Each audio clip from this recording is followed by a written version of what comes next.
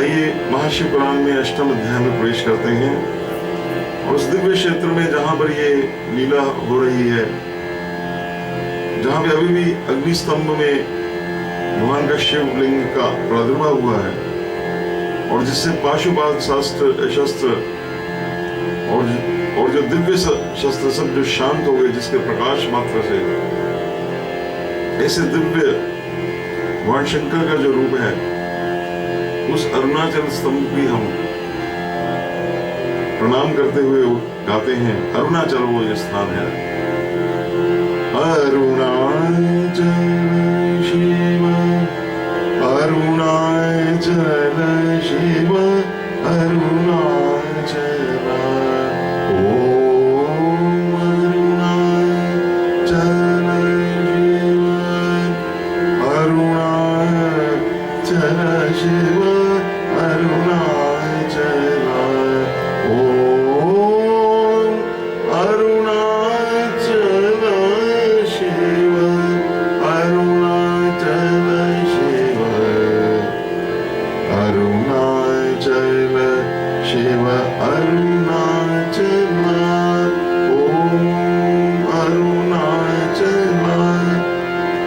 शंभो अरुणाचल, अरुणाचल शिव, अरुणाचल शिव, अरुणाचल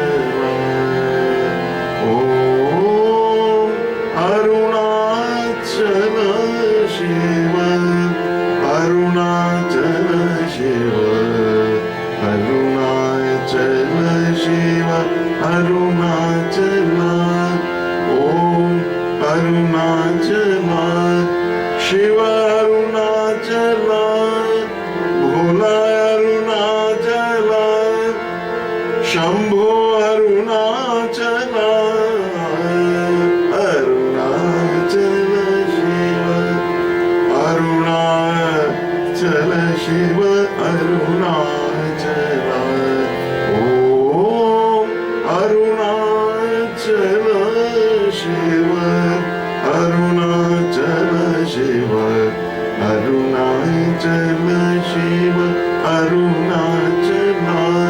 भोला अरुणाचल, शंभो अरुणाचल, भोला अरुणाचल। श्री गणेशाय नमः, सांब सदा शिवाय नमः, हर हर महादेव। तो ये हमने छठे और ये विद्वेष संहिता शिव महापुराण में हमने इससे पहले हमने श्रवण किया। अब हम अष्टम अध्याय 8वें अध्याय में प्रवेश कर रहे हैं। छठे 7वें अध्याय में किस प्रकार से ब्रह्मा और विष्णु जी का आपस में लीलावश युद्ध हुआ और उसमें कैसे अग्नि स्तंभ में भगवान शिव प्रकट होते हैं और कैसे भगवान विष्णु ने अपनी सत्य में हार स्वीकार की और कैसे ब्रह्मा जी ने उनको बरगलाया, केतकी पुष्प को असत्य भाषण किया। तो पिछले अध्याय में भगवान विष्णु को महादेव शिव ने आशीर्वाद दिया था। अब आगे 8वें अध्याय में भगवान शंकर ब्रह्मा जी को शाप देंगे, केतकी पुष्प को जिसने झूठी गवाही दी उसको शाप देंगे और पुनः अनुग्रह प्रदान किया जाएगा भगवान विष्णु की प्रार्थना पर। ये प्रसंग हम ले रहे हैं। नंदीकेश्वर जी ब्रह्मा जी के पुत्र संत कुमार को ये कथा सुना रहे हैं। ये जो संवाद हुआ, ये जैसे मैंने आपसे निवेदन किया पहले शिव पुराण में, प्रयागराज में ज्ञान सत्र जुटा हुआ है, उसमें सूत जी ने जो कथा की है उसी का ये सारा आगे संवाद चल रहा है। संवाद के अंदर संवाद। तो नंदीकेश्वर जी बोले, नंदीकेश्वर उवाच संसार संसार जात महादेव पुरुषं कश्चिद अद्भुतं भैरवाख्यं भ्रुवो मध्याद ब्रह्मदर्पजिघासमया।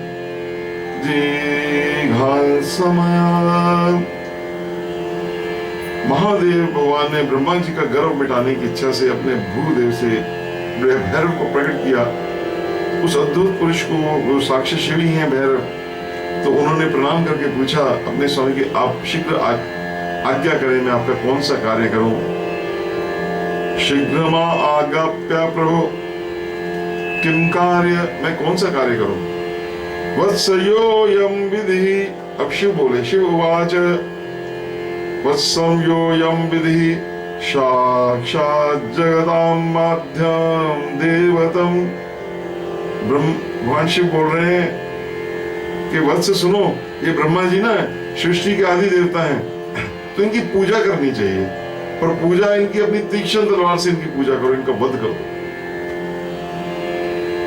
खड्गेन तिग्मेन जवसा परम,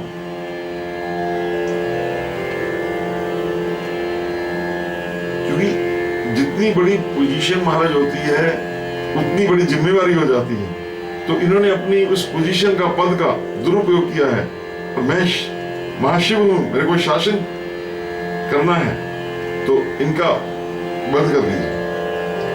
ये सुनकर भैरव ने एक हाथ से ब्रह्मा जी के केश पकड़े ऊपर से, सवै गृहीत्येव करेण केशम तत्पंचमम, फिर उनका पांचवा जो मुख था, जिस सिर से उन्होंने असत्य भाषण किया था, उसको काटने के लिए उद्यत हुए अपनी तलवार को घुमाते हुए से मारने के लिए जैसे ही करने लगे, उसी समय हे संत कुमार, आपके पिता के आभूषण वस्त्र, संत कुमार के पिता ब्रह्मा, उत्तरी निर्मल बाल के बिखर जाने से वो ऐसे आंधी के झकझोर में केले के पेड़ की तरह, जैसे केले का पेड़ गिरता है, ऐसे वो उन भैरव साक्षात शिव के चरणों में गिर पड़े। उस समय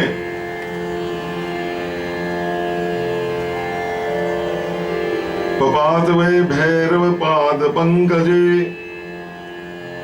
तावद्दिदिं तात अक्षुर अच्युतः। उस समय अच्युत भगवान विष्णु का जो उनका कृपालु स्वभाव है, उससे भगवान विष्णु ने नंदीकेश कहते हैं, मेरे स्वामी के चरण पकड़ लिए, निशिच्य बाष्पैर वदत कृतांजलि, उनके अश्रु जल बह रहे थे, हाथ जोड़कर वो बोले, प्रार्थना की, यथा शिशु स्वं पितरम कलाक्षरम, जिस प्रकार से एक शिशु बिल्कुल बालक की तरह, जिसकी वाणी अस्फुट वाणी होती है, जिसमें अक्षर टूटे फूटे होते हैं, इस प्रकार से तोतरी वाणी में उन्होंने भगवान शंकर को बात कर रहे हैं। अच्युत उवाच, अच्युत मैंने विष्णु भगवान बोल रहे हैं, हे ईश त्वया प्रयतेनेन पुरा हि दत्तम यदस्य पंचाननमीशं चिन्हम्। हे महाईश्वर, आप कृपा कीजिए, आपने ही पहले कृपा पूर्वक इन ब्रह्मा को पंचानन रूप प्रदान किया था, इसलिए वे आपकी अनुग्रह करने के योग्य हैं। इनका अपराध क्षमा कीजिए, इन पर प्रसन्न हो।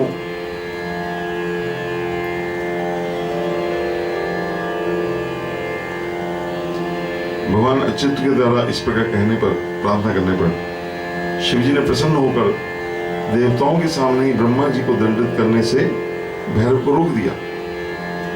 भगवान शंकर प्रसन्न हो गए, जल्दी प्रसन्न, आशु दोष तुम अवडधान, क्षण के लिए प्रविष्ट होते हैं, वो भी लीलावश हो गए। संतुष्टः सुरगणांगनी निर्वर्तयामास तदा भैरवं ब्रह्मदण्डतः अथा देवाकित्वं विधिं विगतगन्धरं ब्रह्मास्तोमकांक्षीं श्वेतशत्वं स्वातिथा। और ब्रह्मा जी ने कहा, भैरव को कहा रुको, और कहे ब्रह्मन तुम श्रेष्ठता पाने के चक्कर में षठेशत्व को प्राप्त हो गए, अब ये तुम ईश्वरत्व से षठेशत्व को प्राप्त हो रहे हो, इसलिए तुम्हारा अब तुम पूजा तुम्हारी नहीं होगी, किसी मंदिर में तुम्हारी पूजा, तुम्हारा सत्कार नहीं होगा, क्योंकि भगवान एक डिसिप्लिन मेंटेन करते हैं। नातस्ते सत्कृति लोके भूयात् स्थानो उत्सव आदिकम। ब्रह्मोवाच, ब्रह्मा जी ने कहा, एक सिर से तो उनका सिर एक विहीन किया, और यहां पे शब्द आया है कपटी कित्वम। ब्रह्मा जी बोले, स्वामिन प्रसीदाध्यम महाविभूते, मैं तो एक छोटी सी विभूति हूं, आप तो मेरे स्वामी हैं, महाविभूतियों से संपन्न हैं। मन्ये वरम मयि शीर्षं प्रमोक्षम, और मैं आपकी कृपा से अपने सिर कटने पर भी आज श्रेष्ठ समझता हूं। नमस्तुभ्यं भगवते बंधवे विश्वयोने, सहिष्णुमे च दोषानां शंभवे शैलध्वने। विश्व के कारण विश्व बंधु, दोषों को सह लेने वाले और पर्वत के समान कठोर धनुष करने वाले आप भगवान शिव को मैं नमस्कार करता हूं। भगवान शंकर ने कहा, देखो बेटा, हे वत्स, अगर मैं ये अनुशासन का भय ना हो तो ये संसार नष्ट हो जाएगा, इसलिए अनुशासन इस संसार में बड़ा जरूरी है। जब भगवान शंकर कहते हैं बगैर अनुशासन के भय सब कुछ नष्ट हो जाए, हमें अनुशासन रखना ही चाहिए। अराजभ्य में तद्वैस जगतम सर्वतम नश्यति तत्स्वं जहि दंडाहर्व लोकधुरम शिशो। इसलिए तुम दंडनी को दंड दो और इस संसार की व्यवस्था चलाओ, ये ईश्वर बोल रहे हैं। और ये भी कहा, अब मैं तुम्हें दुर्लभ वर दे रहा हूं। क्या वर दे रहा हूं? वरम ददामि ते तत्र ग्रहान दुर्लभम परम, जिसे तुम ग्रहण करो। अग्निहोत्र आदि जो ग्रह यज्ञ होंगे उसमें आप ही श्रेष्ठ होंगे, आपके बिना यज्ञ निष्फल हो जाएगा। वैतानिकेषु ग्रहेषु यज्ञेषु च भवान् गुरु, निष्फल तद्व्रते यज्ञः सांगश्च स दक्षिणः। अथा देवाकित्वं केतकं कूटसाक्षिणम्। और केतकी पुष्प को भगवान ने देखा, दूर से कहा कि तुमने झूठी गवाही दी है। अरे शठ सुनो, रे रे केतक, हे सुन केतक, दुष्टस्तम शठम दूरमितो ब्रज, तुम दुष्ट हो, दूर चले जाओ। ममापि प्रेमते पुष्पे या भूत्वत् पूजा स्वित्परम, तुम्हारा फूल मेरी पूजा में नहीं चढ़ेगा, प्रिय नहीं होगा। इत्युक्ते तत्र देवेन केतकं देवजात्यः सर्वं निवारयामा। इसके भगवान शिव के ऐसे कहने पर भगवान शिव ने सभी देवताओं ने कहा, तुम पीछे हट जाओ, तुम्हारी खैर नहीं है, अब यहाँ खड़े हो।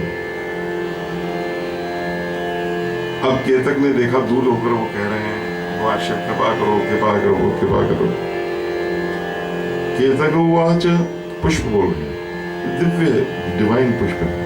नमस्ते नाथ मे जनम निष्फलम भवद आज्ञा, सफलम क्रियताम तादृशं यतां मम किल विषम, ज्ञान कृतं पापं नाशत्ते वते स्मृति, तादृशे तवै दृष्टे मे मिथ्या दोष कुतो भवेत्। आपकी आज्ञा से मेरा जन्म ही निष्फल हो गया, कोई उसका कारण हरा, मेरे अपराध को क्षमा कर दें और मेरे ये जो जन्म हुआ सफल कर दें। जाने अनजाने में पाप हो तो आपके स्मरण मात्र से नष्ट हो जाते हैं, फिर आप साक्षात विराजमान हैं, उसका भी तो कुछ प्रभाव होना चाहिए, मेरे झूठ बोलने का दोष कैसे रह सकता है। तथा सदस्तु भगवान केतकेन सभास्थले न चेतदुद्धारणं योग्यं सत्यवागहमैश्वरः। उस सभास्थल में जब स्तुति की तो भगवान सदाशिव कहने लगे, मैं सत्य बोलने वाला हूं, अतः मेरे द्वारा तुझे धारण किया जाना उचित नहीं है, किंतु मेरे अपने ही विष्णु तुम्हें धारण करेंगे भविष्य में, तो तुम्हारा जन्म सफल होगा। और मंडप आदि के बहाने तुम मेरे ऊपर भी व्यवस्थित। मंडप में तो केतकी पुष्प लग सकता है, भगवान के ऊपर केतकी पुष्प भगवान शिव के ऊपर नहीं चढ़ सकता, नहीं चढ़ सकता। हाँ, भगवान शिव के जो दूसरे रूप हैं उन्हीं के रूप भगवान विष्णु के ऊपर उस पूजन हो सकता है। इस प्रकार दोनों पे कृपा की। ब्रह्मा जी पे तो ये कृपा की कि उनके बगैर यज्ञ निष्फल होगा, इतना बड़ा अपराध होते हुए केतकी पुष्प पर भी कृपा की। इत्यन अनुग्रह भगवान केतकम विधि माधव विरराज सम मध्य सर्वदेवेर अभिष्टुतः। इस प्रकार कृपा करके भगवान शिव जो हैं वो सभा में सुशोभित हुए। इति श्री शिव महापुराणे प्रथमायाम विद्येश्वर संहितायाम शिव अनुग्रह वर्णन नाम अष्टमो अध्याय। इस प्रकार विद्येश्वर संहिता में शिव की कृपा का वर्णन करने वाला ये 8वां अध्याय पूर्ण किया। हर हर महादेव।